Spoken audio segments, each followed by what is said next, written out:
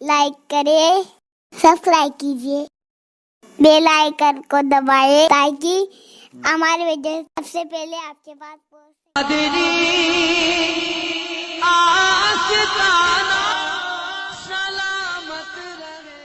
ایک آنسو کا بہا لینا میں 1000 دینار صدقہ کرنے سے بہتر سمجھتا ہوں، یعنی سونے کے 1000 سکے صدقہ کرنے سے بہتر سمجھتا ہوں کہ اللہ کے خوف سے میں ایک آنسو بہا لوں، اس لیے کہ اللہ کی خشیت سے جس کی آنکھ سے مکھی کے سر کے برابر بھی آنسو نکلے، اللہ تبارک و تعالی اس کے چہرے پر جہنم کی آنکھ کو حرام فرما دیتا ہے۔ میرے پیارے آقا صلی اللہ علیہ وسلم کے پیارے دیوانوں، آپ اندازہ تو فرمائے آج وہ خشیت، وہ خوف ہمارے دلوں سے نکل گیا ہے۔ ہم تنہائیوں کے اندر کتنے جرائم کرتے ہیں، کتنے گناہ کرتے ہیں، بلکہ ہماری بولیاں ولیوں کی طرح ہے اور ہماری زندگی شیطان کا ننگا ناچ بن چکی ہے۔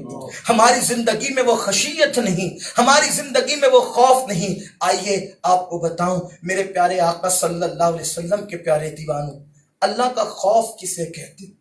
اصل بات یہ خشیت کسے کہتے ہیں؟ حدیث پاک میں آتا ہے کہ اللہ کا خوف تیرے اور گناہ کے درمیان آڑ بن جائے۔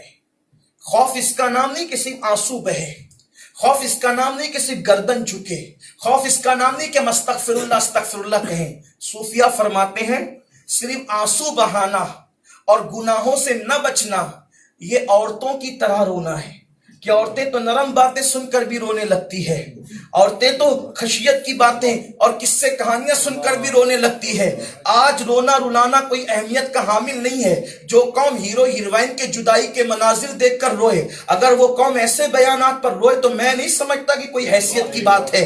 بات اصل یہ ہے، خشیت اس کو کہتے ہیں کہ اللہ تجھے اس مقام پر نہ دیکھے جہاں اس جانے سے تجھے منع کر دیا ہے اس نے، اور جب تک کہ گناہ اور تیرے درمیان خدا کا خوف جو ہے وہ کہ وہ دیکھ رہا ہے، جب تک کہ پردہ نہ بن جائے اس وقت تک کہ خشیت دل میں ہے یہ موجود، یہ بات پتہ نہیں چل سکتی۔ حضرت امام غزالی سے کسی نے پوچھا اللہ کے خوف کی نشانی کیا ہے؟ امام غزالی فرماتے ہیں جس چیز سے اللہ نے تجھے منع کر دیا ہے اس کام کو اللہ تجھے کرتا نہ دیکھے، اسی کو اللہ کا خوف کہتے ہیں، اسی کو خشیت الہی کہتے ہیں۔ آئیے حضرت داتا صاحب رحمۃ اللہ علیہ نے ایک بڑا پیارا واقعہ لکھا ہے جس کو میں اپنی الفاظ کے جامع میں عرض کروں۔ سیدنا فاروق اعظمی کا ذکر ہو رہا تھا، اتفاق سے قدرت کو منظور ہے کہ فاروق اعظم کا ہی ذکر ہو، اس لیے کہ آپ کی شہادت کے دن بھی چل رہے ہیں۔ تو سیدنا فاروق اعظم کی عادت کریمہ تھی کہ ذرا میں لوگوں کو چیک کروں کہ لوگ اللہ رب العزت کی خشیت پر ہیں یا دور ہو گئے،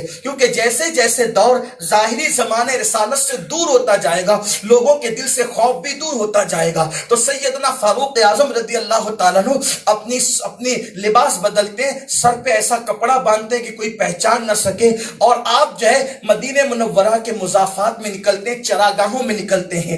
کیا دیکھا؟ ایک بندہ جو ہے وہ بکریاں چرا رہا ہے، لیکن بکریاں چرانے کا انداز بڑا نرالا ہے کہ اس نے درخت کے نیچے جو ہے وہ مصلی بچھا کر کے رکھا ہے اور وہ نماز پڑھ رہا ہے۔ فاروق اعظم گئے، اس کو سلام کیا۔ اب ہمارا حال یہ ہے کہ اگر ہمیں کوئی دیکھ لے تو ہماری نماز پڑھنے کا انداز بھی بدل جاتا ہے، حالانکہ یاد رکھنا کہ یہ بڑا عجیب سا معاملہ ہے۔ اتنی عظیم نماز اور ہم نے کس کے لیے کر دی؟ اتنی عظیم نماز ہم نے کس کے لیے کر دی؟ یاد رکھنا کسی کو دکھانے کا مطلب یہ ہے کہ آپ نے اپنے رب سے زیادہ اس کو اہمیت دی ہے، اس لیے کہ اگر آپ اس سے زیادہ رب کو اہم سمجھتے تو آپ اس طرف توجہ نہ کرتے بلکہ رب کی طرف توجہ کرتے۔ زبانی طور پر تو ہم کچھ اور کہتے ہیں لیکن عملی طور پر شاید ہم شرک میں گرفتار ہوتے جا رہے ہیں۔ میرے آقا صلی اللہ علیہ وسلم کے دیوانوں تو سلام کیا، اس نے نماز جلدی سے مکمل کی، جواب دیا، کہا کہ اے مسافر میں تیری کیا خدمت کروں؟ تو آپ نے فرمایا کہ مجھے بھوکا ہوں، بکریوں کا دودھ چاہیے۔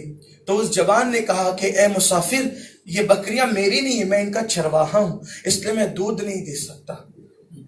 تو کہا اچھا دودھ نکالے گا تو مالک کو پتہ چل جائے گا، بکریوں کے مالک کو، تو ایک کام کر، ایک بکری میرے ہاتھوں بیچ دے، یہ بکری کو میں یہی کاٹ کے بھونوں گا، تو بھی کھانا میں بھی کھاؤں گا، میں پیسے بھی دوں گا تجھے۔ تو کہا کہ میں تو کہہ چکا کہ میں بکریوں کا مالک نہیں ہوں، تو میں بکری کا جب دودھ نہیں دے سکتا تو بکری بیچ کیسے سکتا ہے؟ کہا جنگلوں میں یہ حادثات روز روز ہوتے ہیں کہ بھیڑیا بکری کو اٹھا لے جاتا ہے، اور جب تم جا کر کے کہتے ہو کہ بھیڑیا اٹھا لے گیا تو مالک مان لیتا ہے، مجھے بیچ دے بکری، تجھے پیسے بھی مل جائیں گے، کھانا بھی، بکری کا گوشت بھی مل جائے گا، اور پھر جا کر کہہ دینا کہ بھیڑیا اٹھا لے گیا۔ تو اس نے اوپر سے نیچے تک دیکھا، کہا کہ آپ نے مجھے سلام کیا تھا تو میں نے آپ کو مسلمان سمجھا تھا، کیا آپ مسلمان نہیں ہیں؟ کیا آپ مسلمان نہیں ہیں؟ میں نے تو سلام پر آپ کو مسلمان، آپ مسلمان نہیں ہیں؟ کہا میں مسلمان ہوں۔ کہا کیسے مسلمان ہیں؟ آپ کہتے ہیں کہ جا کر کے کہہ دینا کہ بھیڑیا لے گیا، کیا سمجھتے؟ تو کہا بات تو صحیح ہے، اس لیے کہ وہ بکریوں کا مالک تو نہیں دیکھ رہے، تو جا کے کہہ دے گا وہ یقین کر لے گا۔ تو اس نے کہا اے مسافر، بکریوں کا مالک دیکھے نہ دیکھے لیکن میرا مالک تو دیکھ، میں بکری کے مالک کو جھوٹ بول کے مطمئن کر سکتا ہوں، کیا اپنے مالک کو بھی مطمئن کر سکتا ہوں؟ فاروق اعظم نے اس جوان کو سینے سے لگا کے فرمایا جب تک تم جیسے لوگ اس امت میں موجود رہیں گے اس امت کو کبھی زوال نہیں آ سکتا، یہ امت کبھی زوال پذیر نہیں ہو سکتی جب تک تم جیسے لوگ رہیں گے۔ مگر افسوس اب ایسے لوگ چراغ لے کر نہیں بلکہ سورج لے کر تلاش کیجئے۔ کہنے والوں نے کہا کہ دین کتابوں میں ہے، دیندار قبروں میں ہے، اب لوگ جو کچھ کر رہے ہیں شاید نمائش کر رہے ہیں، اور نمائش اور جگہ تو مقبول ہو سکتی ہے لیکن وہ دانا اور بینا جسے قادر و قیوم کہتے ہیں اس کی بارگاہ میں نمائشیں مقبول نہیں ہوتی۔ آئیے حقائق کی طرف، آئیے صداقت کی طرف، آئیے سچائی کی طرف، اور دل بدلنے کی بجائے اپنے دلوں کو بدلیں، اپنے دلوں کو مزین کریں۔ پھر کہتا ہوں کہ جب دل بدلتے ہیں تو پھر جنید و بایزید جیسی ہستیاں لوگ اپنی نگاہوں سے مصطفیٰ